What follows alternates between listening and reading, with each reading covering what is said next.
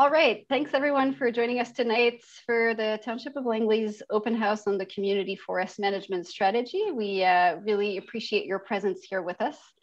Before we get started, I would like to begin by acknowledging the traditional territories of the Coast Salish people, and in particular acknowledge the township's relationship with the Katzie, Kwantlen, Musqueam, and Semiahmoo First Nations. My name is Camille Lefrançois, and I work with Diamond Head Consulting on the project team for developing the township's community forest management strategy. And I will be facilitating tonight's event, in particular for the question and answer period that will come after this presentation. And I'm joined here by many colleagues from the Diamond Head team, as well as from the Township of Langley. Before I go any further, though, I would like to pass the microphone on to Councillor Blair Whitmarsh, who would like to make some remarks before we get started. Councillor. All right, thank you very much for that and introducing our topic tonight. I'm very pleased and excited about this evening. We have formed a tree protection advisory committee back in September, and 9 members were selected for that. And we've done some, met many times, done some tremendous work and had some really good conversations about this very important topic. And so really pleased that this evening has come, where opportunity for the public to engage with us today. Over 120 people have registered for this event tonight, so that's really exciting for us here in Langley. Just before I acknowledge more about with a tree protection advisory committee, I do want to acknowledge that we do have some other elected officials in the room here with us tonight. We do have Councillor Arneson, Patrina Arneson, who is an alternate co-chair on this committee and has given significant input to this committee. We also have tonight Councillor Richter, who has been a regular attender to the committee, as well as Councillor Woodward is also here attending. And so really pleased that all they could come. And I don't know if there's any others that are coming from council. I'll just pause for a second. If there is another council member who is here, if you just acknowledge that you're here.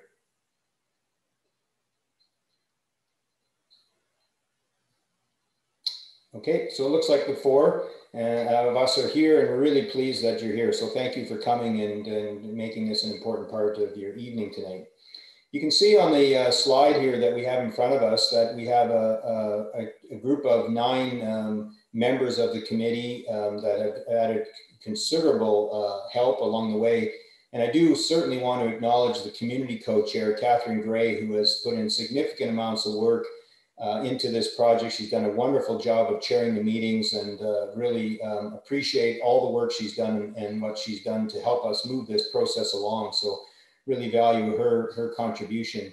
You'll see that the other members are there: Christine Bishop, John Evanochko, Matt Muller, Al Neufeld, Hannah A. Sakurai, Trevor Smith, Amber Stewart, and John Turner.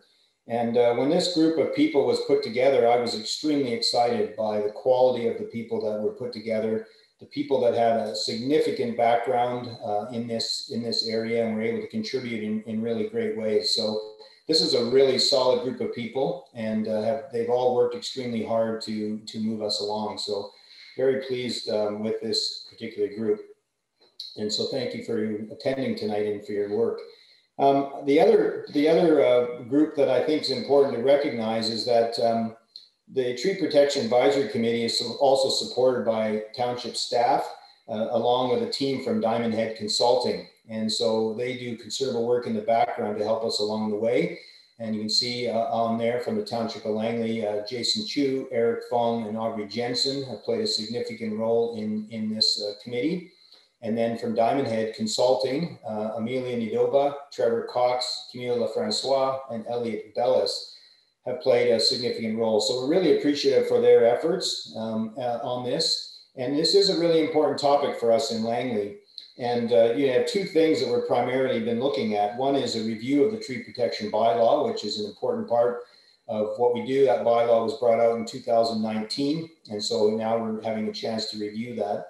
And secondly, we're developing a community forest management strategy. And that's really significantly where Diamond Head Consulting is helping us play a role, is developing a strategy for the future how we'll manage our community forests. And that's new for us, and we're looking forward and excited to see where we go.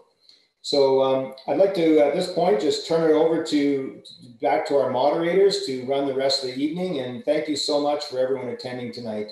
It's really great that you're here. Thank you. Thank you very much for that, Councillor Whitmarsh.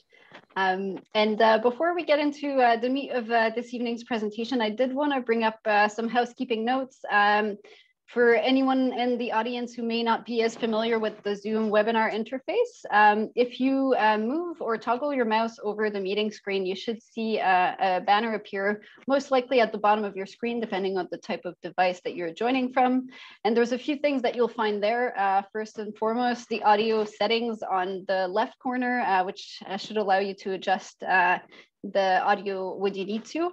As I mentioned earlier, you can also use the chat function to message the panelists, and in particular, I would invite you to send a message to Elliot Bellis from our team if you have any technical issues that you need some help with. I also want to point out the Q&A button that's on the bottom of that screen as well. If you click on that, you'll see a little panel that'll open like the one that's showing on the screen. And this will allow you to see questions being submitted by other people in the audience that are also in attendance, and also allow you to type in your own questions. As we go through the presentation, which is the first part of this evening's open house, I would really invite you to use that panel to type in and submit any questions that you have, whether it is to get clarification on something that we're sharing, or if you have something that you'd like to get further information. And then we'll get to those questions at the end of the presentation, and that's where we're going to be spending the bulk of our time. Now, we do acknowledge that there's actually quite a few of you in attendance today, which is great. Thank you again all for being here. We'll do our best, of course, to get through as many questions as we can for the evening. And for that reason, we'll probably be taking most of those questions as written questions so that we can really maximize the number that we answer. So again, just keep an eye out on that Q&A to make sure that you can send us your question as we get through the presentation. Next slide, Amelia. Great. And then before we get into today's discussion on the community forest management strategy, and just building on what Councillor Whitmarsh was mentioning earlier, I did want to acknowledge how this work sits with some initiatives that have been taking place at the township in the last few years. In April of 2019, Township's Council set forth a series of initiatives aimed at protecting and managing our urban forest and rural forest in the township. And these measures have included the preparation of a tree protection bylaw, which was adopted in 2019, as well as the preparation of a community forest assessment report, which our project team prepared and completed in the fall of 2019. This report provided an assessment of the current tree canopy in the township, as well as a review of current management practices for the community forest. And you'll find some of our findings from that report included in today's presentation. Of course, the Tree Protection Advisory Committee was also appointed in the fall of 2020, as Councillor Whitmarsh was just mentioning. And the latest initiative is the preparation of the community forest management strategy, which we are, of course, all here to discuss today. And with that, I will turn the microphone over to my colleague, Amelia Niedeba, who's a principal and senior urban forester with Diamond Head Consulting, and she'll take you through the rest of our presentation. Thank you, Camille, and good evening, everyone, and thank you for joining us. So today's presentation will take approximately 30 minutes, and I'm going to provide an introduction to the project and an overview of the status of the community forest. Camille is then going to take you through the opportunities the public will have to provide input and further feedback to the project beyond tonight. And at the end, we'll have some time for the Q&A as well. So to start with, I just wanted to provide a definition of community forest so that we have a sort of common understanding of what we mean by that. We're using a very expansive definition, one that includes all the trees and the forest, vegetation and soils across the township's landscapes. So that includes trees on both public and private lands, and in all of the types of land uses that occur across the township as well. And I guess I'll just highlight two sort of broad groups of trees that we often end up talking about in forest management strategies. And so we have our trees growing in natural areas as part of a forest population, and they require some management, but they're managed in a particular way at sort of a population level. And then we have the trees growing in our urban areas, in our streets, in our yards, And these are trees that we manage in a way that's more intensive. So we plant those trees, we water them, we inspect them throughout their lives. They might require pruning and so on. So when we're developing a community forest management strategy, we're really looking at both of those resources and providing recommendations sort of specific to each. And so why do we want to have a strategy for the community's forest? Well, one of the big reasons is that we need trees to be healthy and resilient because they produce some really significant benefits for people as well as for our natural environment. And the benefits they provide are very broad and many and varied, and a few are listed here. Obviously, our connections to the forest are significant in terms of our connection to place and history and culture. They also help us maintain connections to nature. They provide a really broad range of health and well-being benefits. Trees in urban environments can provide economic benefits by attracting people to commercial areas. There's research that supports that well-treed streets are places where people spend more time and then ultimately more money as they spend more time there. Obviously very critical for wildlife habitat and also for climate regulation. And from a climate regulation perspective, trees are really critical because they're helping the community to both adapt to and mitigate climate change. They do that by performing functions such as intercepting stormwater, intercepting pollution, stabilizing the soil so that when we have these extreme rainfall events, the soil isn't washed away. During heat waves, they shade people and buildings and provide cooling during those extreme events. And they also absorb and store carbon. And I also just wanted to take the opportunity here to share an example of some really interesting research that's happening out there on some of the human health benefits of trees in this time of the pandemic in particular. Many of you may have heard the term forest bathing before, or Shinrin-yoku as it's called in Japan. It's a practice that was initiated there in the 80s, and the term means to make contact with and take in the atmosphere of the forest. And in Japan, it's actually prescribed forest bathing is prescribed as a therapy. And the research that's being done on that has had some really fascinating findings. And one of them is that the forest therapy actually improves immune function and increases the number and activity of natural killer cells that are in our bodies. And those cells help our immune system to attack tumor and virus-infected cells. And the impact of that forest bathing actually lasts for up to a month. Those cells are elevated in our bodies. So I just think that's a really interesting note in this time when we've had so many people getting out into our parks and forests. Our instincts there are really spot on because we're actually helping our immune function and possibly improving our ability to fend off the virus at this time. So while the benefits of trees and forests are really widely recognised and increasingly well understood, tree populations in cities face significant challenges. So an important aspect of us developing a community forest strategy is really to identify and respond to those challenges locally and then provide recommendations to manage and sustain canopy over the long term. So the township strategy is going to be focused on providing a 20-year vision for the community forest. And several vision statements have been drafted and a part of the survey that Camille is going to introduce. As we really love to have as much community feedback as possible on those statements to land on one that really fits the community. And then the strategy is going to identify achievable actions to help protect, preserve and grow tree canopy towards meeting the community's goals for the forest over the next 20 years. So in terms of our timeline and where we're presently at, the first stage of the project was completed last year, and that was the Community Forest Assessment Report. That was focused on understanding the current status of Langley's community forest. And we're now in stage 2, where the focus is on public engagement, and that's to obtain your input to inform the goals and the targets that the strategy is going to be including. So the information from the community as well as the Community Forest Assessment Report are going to be used to prepare the draft strategy. And that's what we'll be working on through the summer.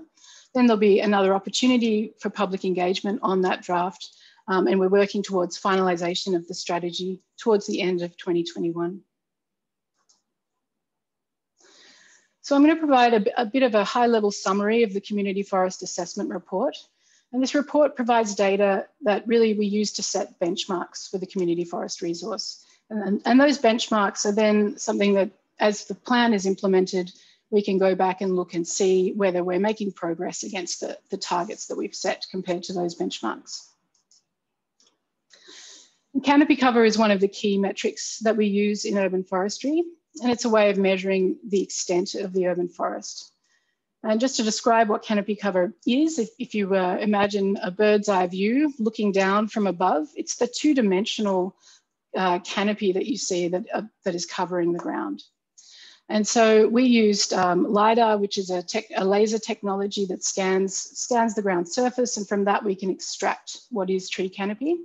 And we estimated that 30% of Langley has canopy cover. When you compare that to another rural area such as Abbotsford at 22%, or a more urbanised area such as Vancouver at 23%, the township's canopy cover is looking fairly healthy at 30%. Within the township, there's some variability in the canopy cover, and so if we isolate the urban neighbourhoods, the communities, the canopy cover average in the communities is slightly lower than the township-wide canopy cover. It's at 25%, and then the rural canopy sits at 31%. And then between those neighbourhoods, canopy also varies quite a lot. So in the Northwest Industrial Area and Willowbrook, they have the lowest canopy cover at less than 10%. And that's, you know, the land uses of industrial and commercial land uses often have low canopy covers like that. And then it's variable in residential areas up to Brookswood Fern Ridge, which has just over 35%. The report also identified significant natural stands of trees. And one of the inputs to that process was tree height. So from the LiDAR, we identified where the tallest trees were located. And most of those are concentrated in the riparian areas and in the northern half of the township. And the tallest trees exceed 50 metres in height. So some significantly sized trees out there. And then the data on the tallest trees was combined with data from Metro Vancouver's sensitive ecosystem inventory to identify significant forest stands. So significant forest stands indicate areas where we expect to find Langley's oldest and most productive forest stands, combined with the most sensitive ecosystems. And in total, the significant stands cover an estimated 1,500 hectares. Approximately just under 700 hectares of that is on private land. We also reviewed the city's tree inventory, which includes more than 27,000 trees in streets and some landscape park trees. The tree inventory increases each year with public and developer tree planting. The planting rate from year to year is quite variable, but the city plants on average 300 to 600 trees and inherits between 500 and up to 2,000 trees each year from developers. And looking at the types of trees in the inventory, maple is much more common than most other types of trees. And so one of the things that we'll likely look at is ways to increase the diversity of trees in the urban tree inventory. And the reason we want to encourage that diversity is to make sure that the tree population isn't likely to be vulnerable to pests and diseases that attack one type of tree. So for example, if a pest like Asian longhorn beetle arrived here, it's a big fan of maple, then the township would be vulnerable to losing up to 25% of its tree inventory. So we really want to avoid that vulnerability and reduce that diversity. Current guidance recommends that at the genus level, no one type of tree should exceed about 10%. And so the way we wouldn't be removing trees to increase diversity, we would be planting more trees of other species to increase that diversity over time. I just wanted to point out as well that the tree inventory captures predominantly street trees and some greenway and park trees in a few other locations. And also that most of the trees in the tree inventory for urban areas are introduced ornamental species that are cultivated for urban uses. And the reason that we don't include forests in these types of inventories is because of what I mentioned before, and essentially that the inventory's purpose is to help identify trees that need intensive management. And so those are typically trees in streets or trees in areas where we're periodically inspecting them and maybe doing maintenance. As a result, native species tend to have a low representation in tree inventories, and not just in Langley, but across the board. And one of the big reasons there is that most native species that we have don't do very well in urban settings. So they may be intolerant of urban soil or pollution or heat. They may be too large for urban spaces. And some species are also more prone to branch failures. So those limitations mean that particularly in streets, trees are usually introduced species that have been cultivated and are proven for that particular use. And I also just wanted to note that despite the low representation in the inventory, obviously there are many more native trees in the township than non-native trees because of the extensive areas of forest stands that aren't represented in the inventory. So as part of the review, we also looked at the core services provided by the urban forestry team. And we just highlighted the main sort of the big items here, but really some of the major tasks that urban forestry undertakes are the tree planting program, the tree inventories and risk assessments, pruning, watering and other tree care, storm response in the event that those significant storms happen. They can lead to months of cleanup work. The team also deals with the public tree protection or compensation for public trees when they're removed. They supervise construction and contracts related to parks projects. They administer the new tree bylaw or the recently introduced tree bylaw. And they also support other departments on tree related issues. So as part of the assessment, we looked at all of the data. We looked at the current levels of service that the urban forestry program is providing, and we evaluated that against a set of urban forest sustainability criteria and performance indicators. So overall, the township's program rated as fair to good on these indicators. And some areas of needs and some strengths were identified, and some of the needs identified included things like having clear guidance for levels of service and funding, diversification of the inventory, establishing some long-term canopy cover targets to guide the program, and really some things for us to focus on in the community forest management strategy. And some areas of strength that we identified with the planting program and the developer plantings that are occurring, the tree inventory, and there's been an extended watering program for new trees, and also the introduction of the new tree bylaw, as well as the current practice of often having land and conservation easements that's enabled through the development permit process to protect natural forest stands. So I also wanted to cover, I guess, the key, some of the challenges and opportunities that we're going to be focusing on in the strategy, and this isn't an exhaustive list, but the process that we're now entering is really an opportunity to assess challenges locally and look ahead to what Langley's community forest will be as it continues to transition from a predominantly rural to a more urban community. So we're looking at challenges related to urbanisation and development, climate change and forest health, and program capacity. And these are challenges that we see across the region and beyond. So globally, our population has shifted, I think, as of 2014 from being predominantly rural to more than half of the world's population living in cities.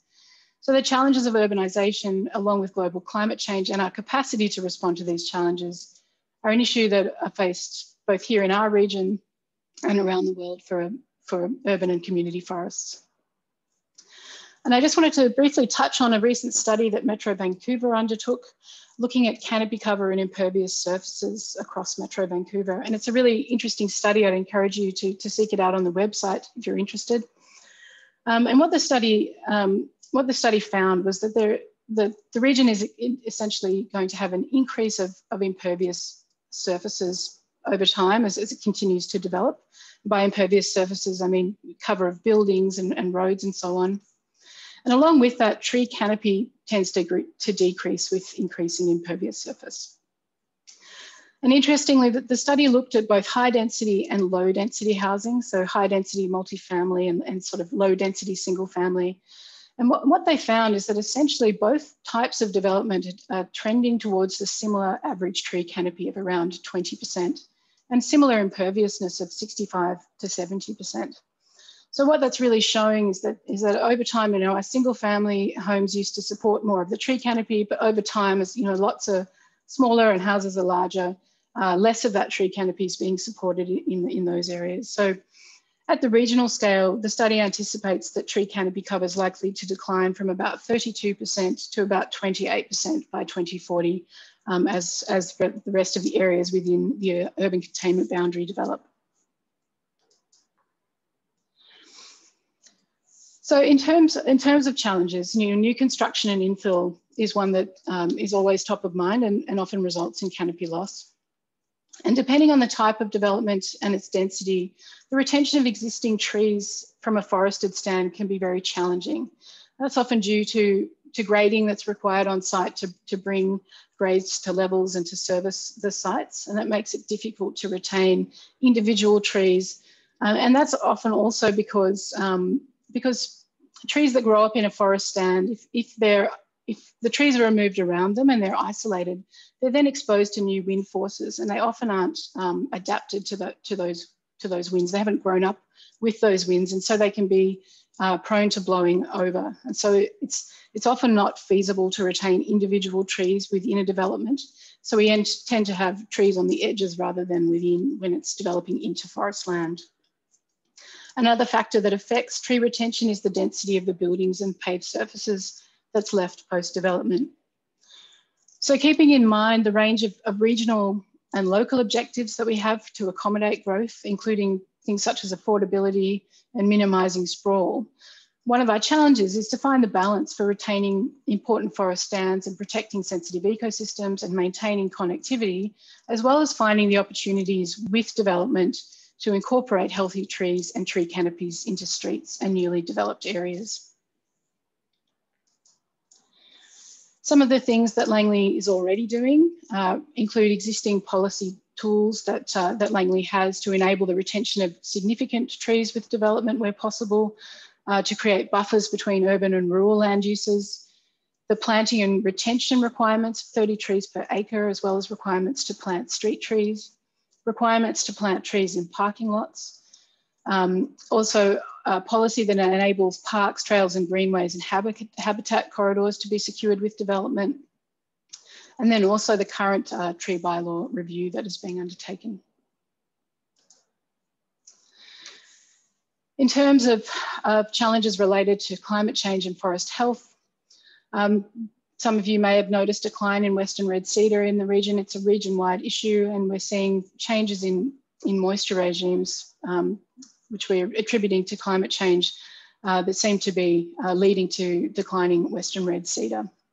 We're also seeing extreme weather events. We anticipate that that's going to be more frequent, but they also, even presently, windstorms often have a significant impact on our urban forest operations.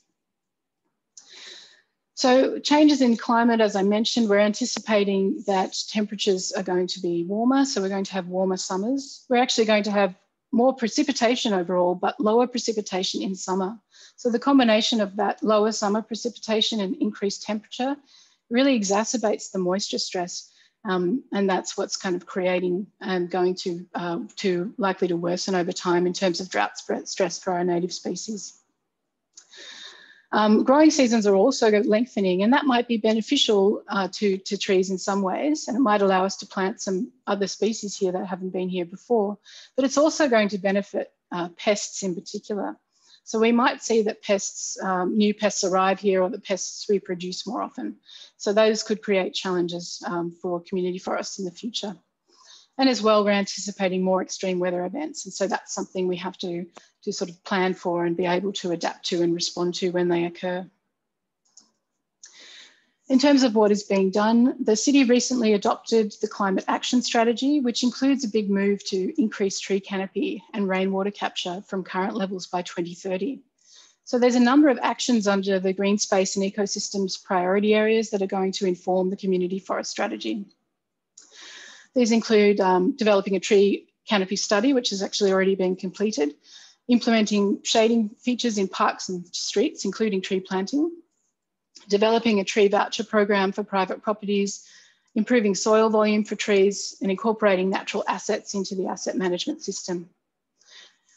So In addition to those actions, the city is already responding to increased drought stress by extending the tree watering program for young trees for additional years to make sure that they have good survival rates. What the community forest management strategy is going to do is build on these actions and initiatives and then make additional recommendations to ensure that Langley's trees and forests have a plan that anticipates and prepares for climate change and forest health threats. And then the final challenge that I wanted to touch on today is that of program capacity. So Langley manages trees over a very large geographical area. There's more than 27,000 inventoried trees, in addition to all the trees, hundreds of thousands of trees in natural forests. And then new street and park trees are being added constantly with development, as well as new forest edges that are being created with development. And so those all require additional management each year. As well as that, there's responding to service requests, and as the tree inventory grows, service requests are likely to grow as well, and as the population grows as well. They're also having to administer the new tree bylaw and any subsequent changes to that, and then respond to climate hazards. And this is in a climate of relatively static staffing and budgets. So the community forest management strategy is really going to be seeking to understand what the program and life cycle costs are of tree assets in Langley, and then looking at what reasonable budgeting amounts are for management and replacement of those assets over the life cycle to ensure there's a sustainable supply of trees and forests over time.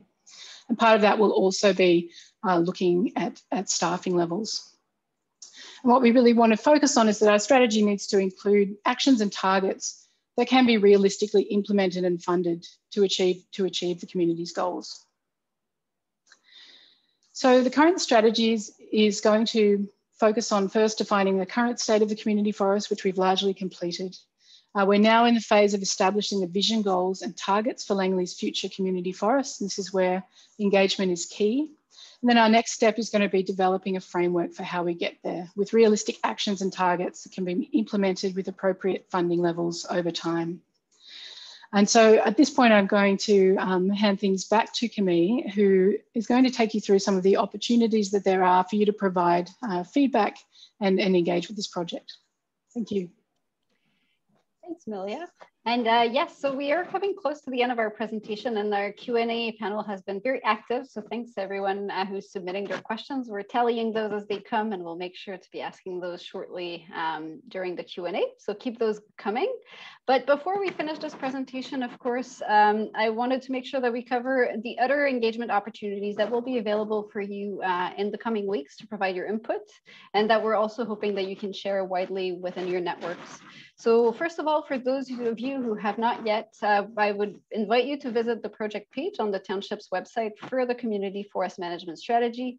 The website will have lots of information about the project, as well as links to all of the latest engagement opportunities that are available for you to participate. And that's also a good place that you can look for in the future to find some updates on where the project is at.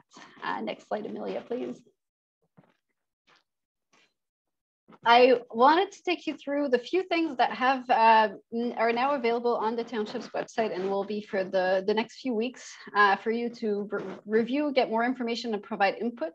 And the first thing is a webpage, an interactive webpage that will take you through some information about Langley's community forest. So some of what you've heard today and some more, it allows you to read a little bit about that forest and then also explore some of the mapping data that you have been shown during this presentation in a more interactive format.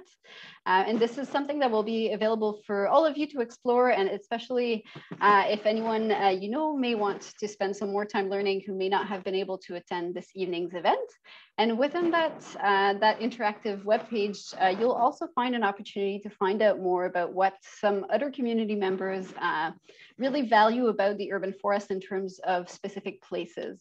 And this is another way that you will be able to provide your input to us at this stage in the process.